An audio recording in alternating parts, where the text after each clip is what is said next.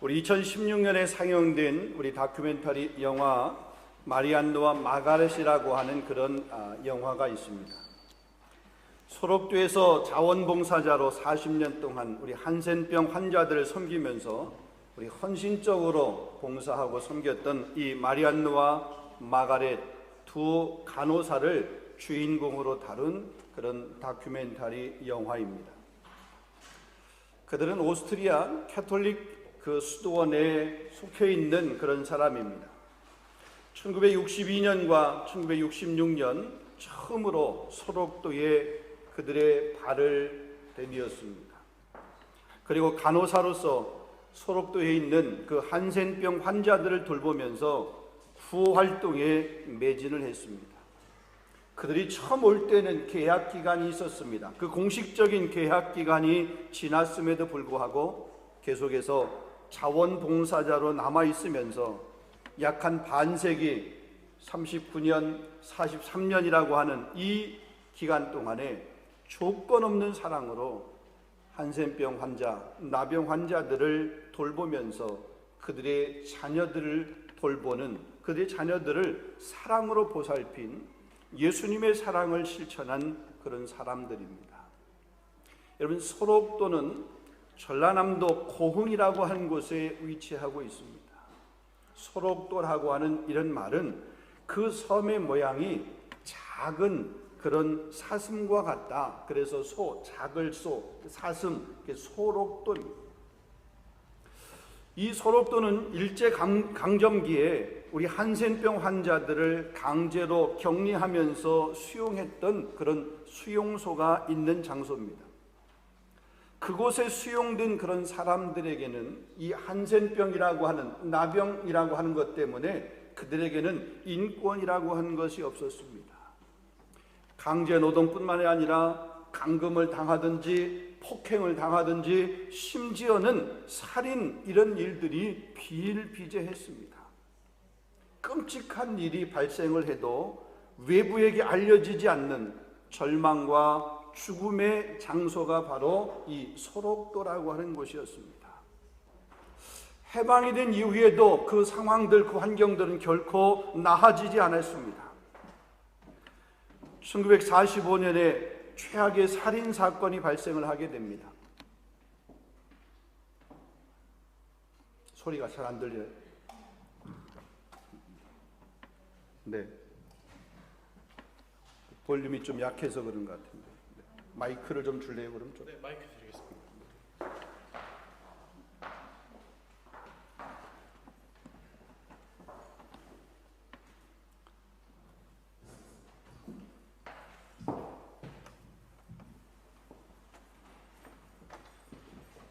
네, 잘 들리나요? 1945년에 그 최악의 살인 사건이 이렇게 발생을 하게 됩니다. 그곳을 운영하는 그 직원들이 한센병 환자들 90명을 포박하고 사격하고 때로 죽창으로 마구 찌르는 그런 사건이 발생하게 됩니다. 그 중에 어떤 사람들은 아직 목숨이 끊어지지 않았습니다. 그런데도 불구하고 구덩이를 파고 죽은 사람들과 함께 그들을 묻고 거기에 기름을 붓고 불을 질러서 생화장시켜서 사람을 죽이는 그런 일들이 일어났습니다.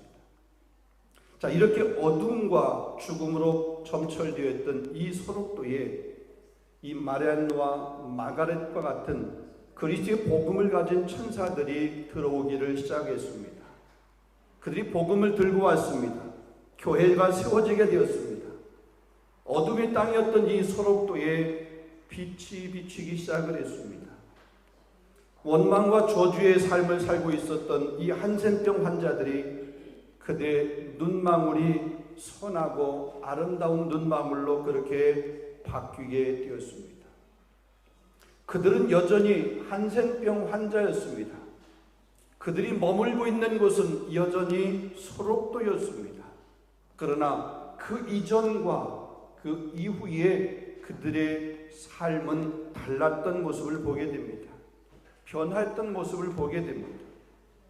예수님을 만난 사람들을 통해서 그들이 예수를 만나기 시작했습니다. 그들의 사랑과 헌신적인 섬김을 통해서 사랑이 뭔지, 긍휼이 뭔지, 용서가 뭔지를 알게 되었습니다. 그래서 절망과 좌절로 점철되어 있던 그 땅에 생명과 소망의 섬으로 바뀌어지게 되었습니다. 예수 그리스도의 복음을 만나고 나서 예수 그리스도의 복음을 만난 사람들 때문에 똑같은 환경이었던 그 장소가 새로운 환경, 새로운 장소로 바뀌어졌던 그런 모습을 보게 됩니다. 여러분, 예수를 만나게 되면 이런 변화가 일어나게 되는 줄로 믿으시기를 바랍니다. 여러분, 오늘 본문에도 보면 이 똑같은 한센병 환자, 나병 환자에 대한 이야기를 오늘 본문이 우리에게 말씀하고 있습니다. 자, 예수님께서 예루살렘으로 가시다가 갈릴리와 사마리아 그 사이를 지나가게 되었습니다. 여러분, 갈릴리와 사마리아 사이에 계곡이 있습니다. 그 계곡의 이름을 이스르엘 계곡이라고 얘기합니다. 자, 이스라엘 이 골짜기, 이곳을 지나가다가 10명의 한센병 환자를 만나게 됩니다. 그리고 그들을 치료해 주는 사건, 오늘 본문에 기록되어 있는 그런 사건입니다. 자, 10명이 치료를 받았습니다. 치유받은 10명 가운데 9명은 유대인입니다. 그런데 그들은 모두 각기 자기 길로 갔습니다. 단지 사마리아 사람 한 사람만 예수님께 와서 감사하고 예수님에게 엎드려서 경배했습니다. 10명이 다 고침을 받았는데 한 사람만, 그것도 사마리아 사람만 예수님을 다시 찾아온 것입니다. 하나님의 언약과 계시를 먼저 받은 이 유대인들은 예수님에게 다시 오지 않았습니다. 예수님에게 감사하지 않았습니다. 예수님에게 경배하지 않았습니다. 이방인인 사마리아 사람만 예수님께 감사하고 예수님에게 경배를 했습니다.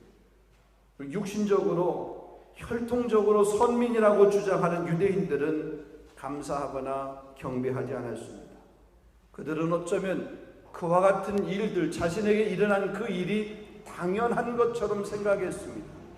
적어도 내가 선민이기 때문에, 우리가 이 언약을 먼저 받은 백성이기에 이와 같은 일이 일어나는 것 그냥 당연한 것처럼 생각을 했습니다. 같은 환경입니다. 같은 조건에 있었습니다. 같은 질병을 안고 있었습니다. 그런데 유대인들과 9명과 사마리아인 이 한 명은 다른 반응을 한 모습을 보게 됩니다. 우리가 이 본문을 좀 더 이렇게 깊이 묵상을 하면서 이런 질문을, 이런 궁금증을 한번 갖게 됩니다. 예수님을 향해 자신을 불쌍히 여겨달라고 간청하는 그 10명의 한센병 환자들에게 예수님께서 이렇게 명령했습니다. 예루살렘에 가서 제사장들에게 너희 몸을 보이라. 9명은 이 예수님의 명령에 순종해서 제사장에게 보이려고 예루살렘을 향해서 갔습니다. 그런데 오늘 성경의 내용을 전체적으로 가만히 보게 되면 예수님의 명령에 순종을 해서 간 그 9명이 칭찬을 받는 것이 아니라 비난을 받고 있습니다. 순종해서 갔는데 예수님께서 그렇게 말씀하셔서 가라고 그래서, 가서 보이라고 그래서 그 말을 듣고 순종해서 그래서 갔는데 오늘 전체적인 내용을 보면 그 사람은 칭찬 없습니다. 구원받았다는 얘기가 없습니다. 그냥 고침받은 것만 기록하고 있습니다. 왜 그럴까? 왜 다른 9명과 달리 사마리아 사람은 자신의 몸이 나은 것을 보고 제사장에게 가지 않고 다시 예수님에게로 돌아왔을까? 예수님 분명히 가라고 그랬는데, 제사장에게 보이라고 그랬는데 왜 가다가 자신의 몸이 나은 것을 알고 가지 않고 다시 예수님에게 왔을까? 불순종 아닌가? 우리 이런 생각을 한번 해볼 수 있습니다. 또 다른 생각은 10명 모두가 다 고침을 받았습니다.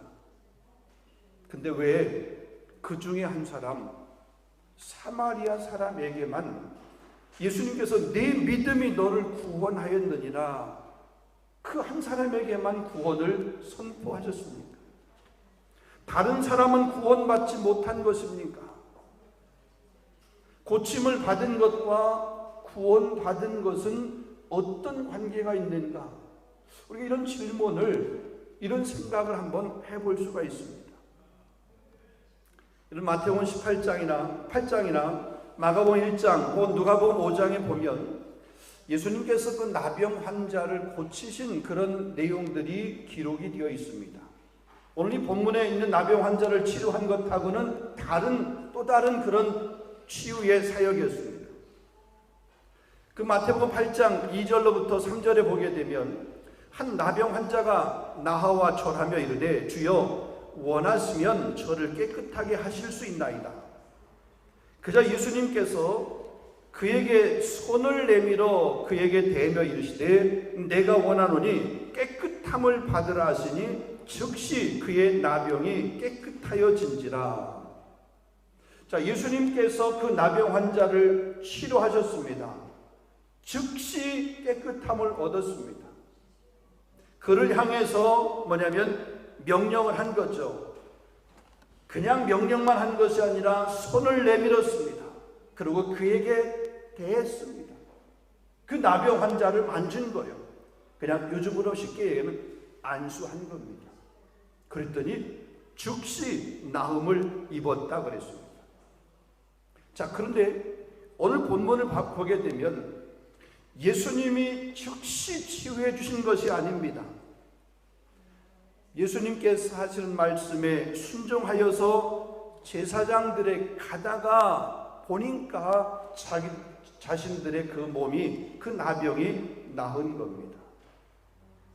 여러분, 그 나병 환자 입장에서 보게 되면 평생을 그 나병 환자로 살았습니다.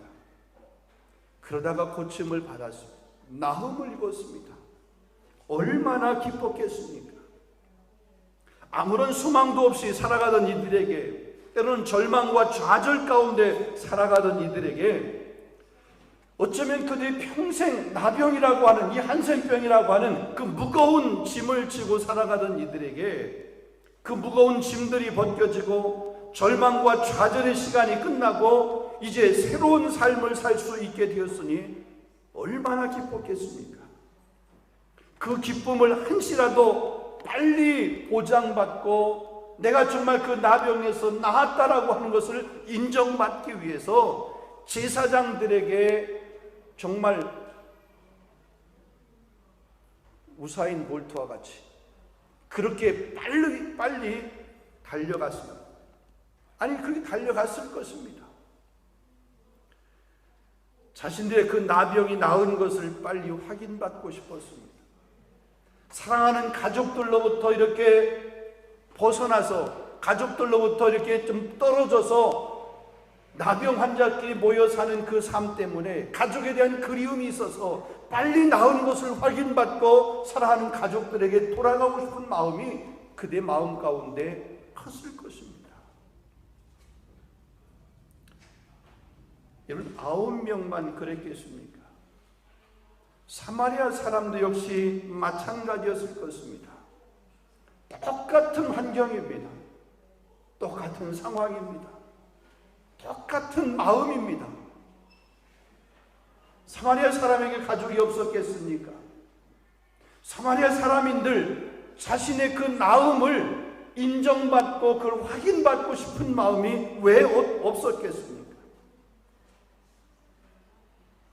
그런데 이 사마리아 사람은 제사장들에게 먼저 간 것이 아니라 다시 예수님에게 와서 감사와 경배를 드렸던 모습을 볼 수 있습니다. 이렇게 한번 생각을 해보면 좋겠습니다. 이 유대인들은 지금 예수님께서 예루살렘에 가서 제사장들에게 보이라고 그랬잖아요. 근데 이 유대인들은 가면 보일 제사장들이 있습니다. 모세가 명한 예물을 드릴 장소가 있습니다. 근데 한번 사마리아인을 한번 생각을 해보세요. 사마리아 사람. 유대인들이 생각할 때 사마리아 사람을 뭐 취급했습니까? 성경에 보면 사람 취급을 하지 않았어요. 자녀의 떡을 취하여 개들에게 던짐이 마땅치 아니하냐?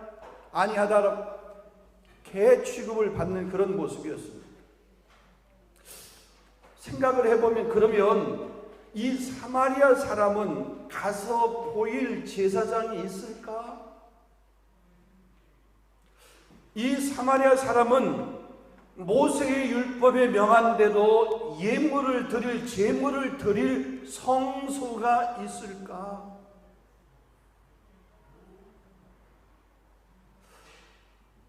이 말씀을 통해서 한번 생각해 볼 수 있는 것은 육신적인 혹은 눈으로 보이는 그런 가시적인 성전, 성소보다 예수 그리스도가 성전이고 예수 그리스도가 경배를 받으실 대상인 것을 우리에게 교훈하고 있다고 볼 수도 있습니다.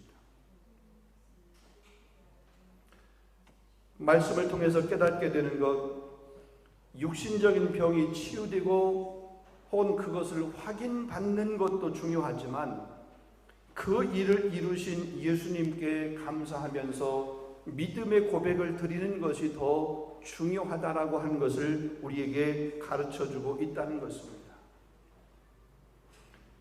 육체의 그 질병의 치유와 우리 삶의 문제의 해결보다 더 중요한 것이 감사로 하나님 앞에 반응하는, 감사로 제사를 드리는 사람이 되어야 한다는 거죠. 문제가 해결되어서 그것을 기뻐하는 것보다 그 문제를 해결해 주신 그 하나님 앞에 감사할 수 있는 그 마음이 더 우선되어야 된다. 이것이 바로 예배자의 자세이고 예배자의 마음이다라는 것을 우리에게 교훈해 주고 있는 것입니다.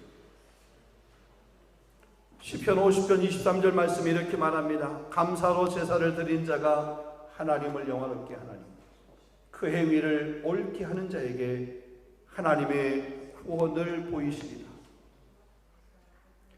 예수 말씀에 순종하여서 병에서 치유된 사람은 10명이었습니다. 그런데 그 병에서 치유됨과 함께 그 고침받음과 함께 구원을 얻은 사람은 사마리아 사람 한 사람 혼자였던 것을 보게 됩니다. 그러면 성경은 종종 병고침과 구원이 같은 의미로 사용되기도 합니다. 그렇지만 오늘 본문을 보면 구원은 단순히 육체의 깨끗함만을 뜻하지 않는 것을 우리에게 말해주고 있습니다. 다른 9명도 분명히 깨끗함을 받았습니다. 그렇지만 그들에게는 구원이 선포되지 않았습니다. 그런데 병고침을 받고 그 병을 고쳐주신 분이 예수님이라고 하는 사실을 깨닫고 그 예수님에게 다시 돌아와서 감사로 영광을 경배를 한 이 사마리아 사람만 예수님으로부터 구원이라고 하는 것을 선물로 받게 되었습니다. 감사를 표현하는 것입니다. 하나님이 행하신 일들을 감사로 표현할 때, 믿음으로 반응하게 될 때에 구원의 놀라운 은총이 주어지게 되는 줄로 믿습니다. 이 말씀을 통해서 몇 가지를 한번 생각해 보겠습니다. 첫 번째로 보면 믿음의 첫걸음이 뭘까? 믿음의 첫걸음. 오늘 믿음의 첫걸음은 간절히 부르짖음에서 시작되는 것을 보게 됩니다. 12절로부터 13절 말씀입니다. 한 마을에 들어가시니 나병 환자 10명이 예수를 만나 멀리 서서 소리 높여 이르되 예수 선생님이여 우리를 불쌍히 여기소서 하거늘. 여러분, 당시에 그 한센병, 나병 환자는 사람들이 생각할 때 하나님으로부터 저주를 받았다, 혹은 하나님으로부터 버림을 받았다라고 하는 그런 질병입니다. 병에 걸려서 고통당하는 것은 물론이거니와 그 공동체로부터 분리되어서 소외되고 격리되어서 살아야만 됐습니다. 그러니까 그들의 삶이라고 하는 것은 공동체는 없습니다. 단지 한센병 환자들끼리만 모여 사는 그들의 공동체만 있는 거죠. 그 격리된 삶을 살다가 그냥 거기서 죽는 것이 그들의 일생이고 어쩌면 그들의 삶의 유일한 방식입니다. 자, 그런데 이들에게 한 가지 놀라운 소문이 들려왔습니다. 그것은 예수님이라고 하는, 예수님에 대한 소문을 듣게 됩니다. 예수님이라고 하는 분이 어떤 병이든지 다 고쳐준다라고 하는 그런 소식입니다. 그분이 나병 환자도 고쳤다라고 하는 그런 소식을 듣게 됩니다. 아무 소망도 없던 이 사람들에게 얼마나 반가운 소식인지 모릅니다. 예수님께서 자기들이 살고 있는 이 사마리아와 갈릴리 사이를 지나가신다는 것입니다. 소문으로만 들었던 그 예수님을 만날 수 있게 된 것입니다. 그러나 이 사람들은 예수님께 가까이 나아갈 수 없었습니다. 왜냐하면 이 나병 환자들은 예수님, 사람들에게 가까이 갈 수 없는, 사람들부터 떨어져서 살 수밖에 없는 그런 존재였기 때문입니다. 그러나 그들은 이 기회를, 예수님이 지나가는 그 기회를 결코 놓칠 수가 없었습니다. 그래서 멀리 서서 예수님을 향해서 크게 소리 지릅니다. 예수 선생이여, 우리를 불쌍히 여기소서. 이들은 예수님을 구경하러 나온 것이 결코 아닙니다. 예수님을 간절히 부르기 위해서, 자신들을 불쌍히 여겨 주시기 위해 힘을 다하여서 소리를 쳤습니다. 우리가 소리 지르는 것, 우리가 큰 소리로 외치는 것 할 수 있습니다. 그런데 이 한센병 환자들이 큰 소리로 부르짖는다고 하는 것은 결코 쉬운 일이 아닙니다. 우리가 잘 아는 것처럼 그들은 코나 귀나 입이나 살점들이 정상적이지 않습니다. 때로는 떨어져 나가고 문드러지고 그랬습니다. 그러기에 그들이 소리를 지른다고 하는 것은 우리가 소리를 지르는 것하고는 완전히 다른 모습입니다. 그들의 외침은 그냥 우리의 외침하고는 다릅니다. 그들의 그 외침 가운데는 생명을 바꾸는 것 같은 그런 외침입니다. 목숨을 건 그런 외침이었습니다. 여러분, 이 간절한 부르짖음이 바로 믿음의 시작이라고 하는 것입니다. 주님이 일하기 시작하는 것, 그것이 바로 우리의 부르짖음에서 주님이 일하기 시작하는 줄로 믿으시기를 바랍니다. 상황이 절망적이고 소망이 안 보여도 믿음으로 부르짖으면 기적을 경험할 수 있게 됩니다. 크고 놀라운 일들이 부르짖음에서 시작되는 줄로 믿습니다. 사랑하는 성도 여러분, 여러분의 삶에 어떤 어려움이 있습니까? 여러분이 겪고 있는 그런 삶의 환경 가운데서 남모르게 여러분이 힘들어하는 그런 이유가 있습니까? 문제가 있습니까? 부르짖을 수 있기를 원합니다. 부르짖을 때 저와 여러분의 환경이 바뀌어지게 되는 놀라운 역사가 있게 되는 줄로 믿습니다. 예레미야 33장 3절입니다. 너는 내게 부르짖으라 내가 내게 응답하겠고 내가 알지 못하는 은밀한 일을, 옛날 성경에는 그랬습니다. 크고 비밀한 일을 내게 보이리라. 그 당시에 저주받아 생긴 이 병이라고 치부되었던 이 한센병 나병이었습니다. 예수님만 만나면 나의 이 문제를 해결받을 것이라고 믿는 그 믿음으로 그들은 부르짖었습니다. 자신들의 고통스러운 그 문제를 가지고 비관하지 않고 예수님에게 나아간 것입니다. 자신들의 그 소원을 가지고 부르짖은 것입니다. 예수님은 그들의 간청을 외면하지 않았습니다. 그들을 불쌍히 여겨달라고 하는, 그들이 불쌍히 여겨달라고 하는 그 외침을 예수님은 외면하지 않았습니다. 이 10명의 한센병자들의 그 외침을 들으신 그 주님, 오늘 저와 여러분이 부르짖을 때 우리의 그 부르짖음도, 우리의 그 외침도 들으시고 응답해 주실 줄로 믿습니다. 두 번째입니다. 부르짖는 신앙은 순종으로 열매를 맺게 된다는 것입니다. 본문 14절 말씀을 보면 보시고 이르시되 가서 제사장들에게 너희 몸을 보이라 하셨더니 그들이 가다가 깨끗함을 받은지라. 자, 이 10명의 한센병 환자들이 예수님을 만나는데 성공을 했습니다. 그들의 부르짖음을 예수님께서 들으셨습니다. 그리고 예수님께서 그들에게 말씀합니다. 가서 제사장들에게 너희 몸을 보이라. 단지 말씀만 하신 것입니다. 앞에서 말씀드렸던 그 나병 환자를 치료하시면서 그에게 손을 대고 안수하면서 예수님께서 말씀하셨던 그 나병 환자의 치유 방법하고는 다릅니다. 어떠한 치유의 행위를 하신 것이 아닙니다. 안수한 것도 아니고요. 예를 들어서 흙에 침을 뱉어가지고 그것을 빚어서 그 환부를 발라준 그런 것도 아닙니다. 물로 씻어준 것도 아닙니다.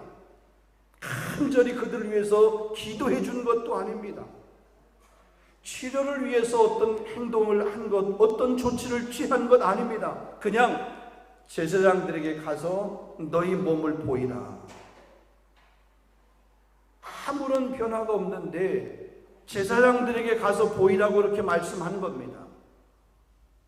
그런데도 이들은 그 예수님께서 말씀하시는 그 말씀에 순종해서 갔습니다. 여러분, 상식적으로 이해가 안 되잖아요. 내가 힘들고 어려워해서 주님 앞에 부르짖고 그 부르짖음을 들으시고 뭔가 좀 나를 편히 감싸주는 그런 느낌이든지 아니면 뭔가 이렇게 만져주는 그런 경험이든지 이런 것들을 하도록 하나님이 해주셔야 되는데 그러지 않습니다. 그냥 멀리서 그들이 부르짖는 그 소리를 듣고 제사장에 가라, 그냥 그 말씀만 한 거예요.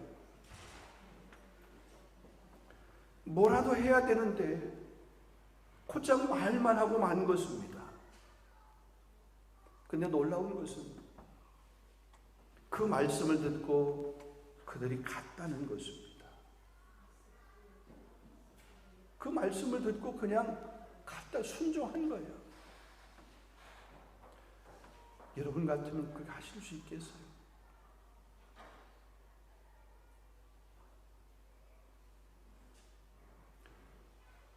여러분의 삶의 환경 가운데 이런 어려움이 있는데 그냥 예수님께서 말씀만 하셨다라고 그러면 그 말씀을 신뢰하면서 내 삶에 어떤 변화가 있고 그 문제가 해결되어 가지고 그래서 기뻐하고 이런 일들이 있을 때 감사하는 것은 하지만 그냥 말씀만 할 때 그게 순종할 수 있느냐.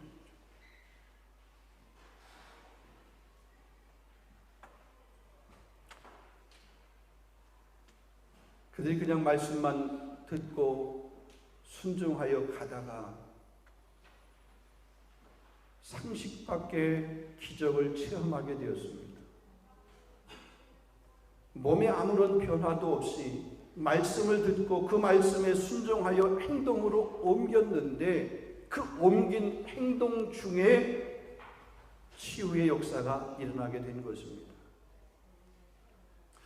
여러분, 이러한 모습을 볼 때 하나님 말씀에 순종한다라고 하는 것은 불가능을 가능하게 하는 놀라운 능력을 보게 하는 성도의 믿음의 태도인 것을 우리가 볼 수가 있습니다.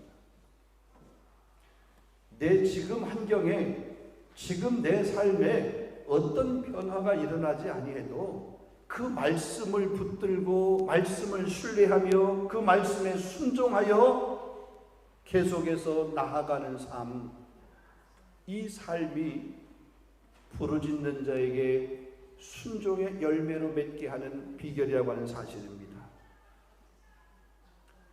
마지막 세 번째로 보면 이 구원의 믿음을 가진 신앙은 감사하며 영광을 돌릴 때 얻게 된다는 거죠. 자, 본문 15절과 16절, 17절 말씀입니다. 그 중에 한 사람이 자기가 낳은 것을 보고 큰 소리로 하나님께 영광을 돌리며 돌아와 예수의 발 아래에 엎드려 감사하니 그는 사마리아 사람이라. 예수께서 대답하여 이르시되 10사람이 다 깨끗함을 받지 아니하였느냐? 그 9은 어디 있느냐? 10명의 한센병 환자들이 믿음으로 예수님께 나와서 부르짖을 때 그 예수를 만났고 또 그 말씀에 순종하여 제사장들에게 가던 길에 10명 모두가 다 치유를 경험했습니다. 그러나 오직 한 사람, 사마리아 사람만이 예수님 앞에 돌아와서 감사하면서 영광을 돌렸습니다. 믿음의 길에서 감사하며 경배를 드린 사람은 단 한 명뿐이었습니다. 여러분, 오늘날도 역시 마찬가지입니다. 많은 사람들이 은혜를 경험합니다. 하나님의 돌보심과 사랑을 체험합니다. 그럼에도 불구하고 그 은혜와 사랑에 감사로 표현하는 사람들은 그리 많지 않습니다. 어쩌면 그것 당연한 것처럼 생각합니다. 많은 사람들의 섬김이 있어서 우리의 공동체에 예배가 진행이 됩니다. 어떤 사람의 섬김, 어떤 사람의 수고, 매주일 보면은 일찍 나와서 찬양팀을 위해서 혹은 이렇게 마이크 세팅을 하고 스피커 세팅을 하고 예배를 준비합니다. 애찬을 위해서 어느 분은 주방에서 준비를 합니다.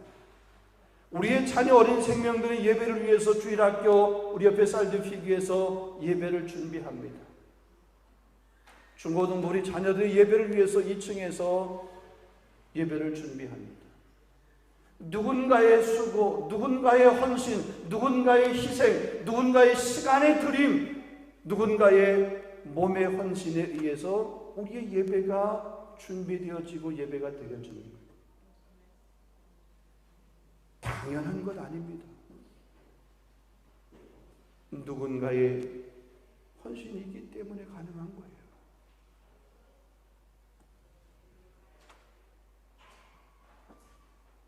예배를 마치고도 역시 마찬가지입니다. 분주하고 바빠서 어떤 분들은 그냥 이렇게 빨리 가시기도 하지만 마지막까지 남아서 바닥에 떨어진 휴지 하나라도 줍는 분들이 계십니다. 우리가 사용한 화장실, 그 화장실도 정리하며 청소하는 분도 계십니다. 돈 받고 하는 건 아니잖아요. 누군가의 그 마지막까지 남은 그 헌신, 그 수고를 통해서 우리의 예배가 만들어져 가는 거예요. 우리 예배가 드려지는 거예요. 그런데 그 사람이 하는 그것은 당연한 거야. 그 사람의 그 수고는 당연한 거야. 아니에요.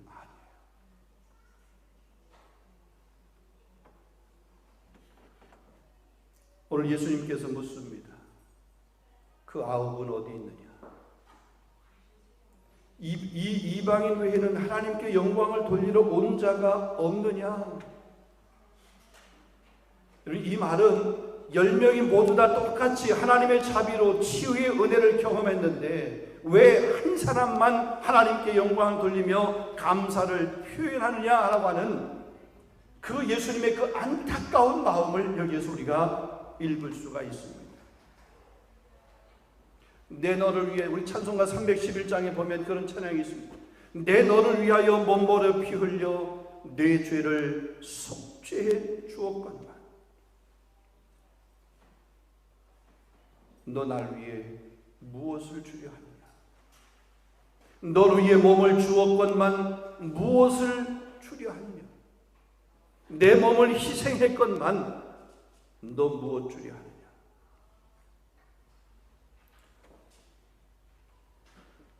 자신의 병이 낫고 하나님께 영광을 돌리고 감사의 반응을 보인 이 사마리아 한 사람에게 예수님께서 특별하게 주신 선물이 있습니다. 일어나 가라, 내 믿음이 너를 구원하였느니라. 여기서 중요한 갈림길이 보입니다. 한 길은 비록 육체의 나음을 입었지만 진정한 구원의 은혜를 이루지 못한 한 길입니다. 반면에 다른 한 길은 육체의 나음도 입었고 진정한 구원의 은혜에 이르는 기쁨을 얻은 길입니다. 같은 환경입니다. 같은 조건입니다. 그런데 그들이 보인 반응은 달랐습니다. 우리 환경 역시 마찬가지입니다. 아니, 우리 환경이 차이가 다소 있을 수 있습니다. 그러나 대동소이합니다. 별반 다르지 않습니다. 그런데 그 환경 안에서 반응하는 것은 다르다는 거죠. 9명이 보인 반응을 하는 사람이 있습니다. 반면에 사마리아 사람처럼 이 한 사람이 보인 반응, 그 반응을 하는 사람들도 있다는 것입니다. 원하기는 저와 여러분의 삶 현장 가운데서 반응은 사마리아 사람 그 한 사람의 반응이 저와 여러분의 반응이 될 수 있기를 주님의 이름으로 축원합니다. 사랑하는 성도 여러분, 여러분의 환경이 어떻든 문제를 가지고 고민하거나 걱정하지 마십시오. 주님 앞에 나아가십시오. 간절히 부르짖을 수 있기를 원합니다. 그리고 그 부르짖음의 신앙은 순종으로 열매를 맺어야 됩니다. 믿음으로 순종하시기를 바랍니다. 아무런 변화가 없다 할지라도 부르짖었음에도 불구하고 주님을 불렀음에도 불구하고 여전히 응답하지 않는 것 같고 침묵하는 것 같아도 믿음으로 그 자리에 계속해서 머물러 있고 순종의 삶을 살 수 있기를 주님의 이름으로 축원합니다. 그리고 감사할 수 있는 자가 되시기를 바랍니다. 배은망덕한 자가 아니라 감사를 표현할 수 있는 사람이 될 수 있기를 원해요. 범사에 감사로 하나님 앞에 영광을 돌리는 저와 여러분, 그래서 우리 환경 가운데서 그 환경으로 해서 낙심하는 것이 아니라 절망하는 것이 아니라 그럼에도 불구하고 믿음의 온전한 반응을 할 수 있는 저와 여러분, 우리 교회가 될 수 있기를 주님의 이름으로 축원합니다. 기도하겠습니다. 거룩하신 하나님, 오늘 이 나병 환자의, 이 한센병 환자의 치유의 사건, 10명이 고침을 받았지만 9명은 제사장에게 보이려고 모세의 율법에 명한 그 예물을 드리려고 그들은 자기 길을 갔지만 사람 취급받지도 못했던, 유대인들에게 멸시와 천대를 받았고 버림받은 삶과 같았던 이 사마리아 사람 그 한 사람은 자신이 나은 것을 깨닫고 다시 돌아와 예수님에게 경배하며 감사를 표현했던 것처럼 하나님, 우리의 선택이 이 사마리아 사람과 같은 선택이 되어질 수 있도록 인도하여 주시옵소서. 우리 환경이 동일하다 할지라도 그 동일한 환경 가운데 반응하는 그 반응의 길들은 다른데 우리가 반응하는 길이 주님이 축복하시고 주님이 인정하시고 무엇보다도 우리가 구원을 선포받는 그런 귀한 선택, 그 길을 걸어갈 수 있도록 하나님 우리 한 사람 한 사람 축복하시고 저의 선택을 하나님 기억하여 주시옵소서. 예수 그리스도의 이름으로 감사하며 기도하옵나이다. 아멘.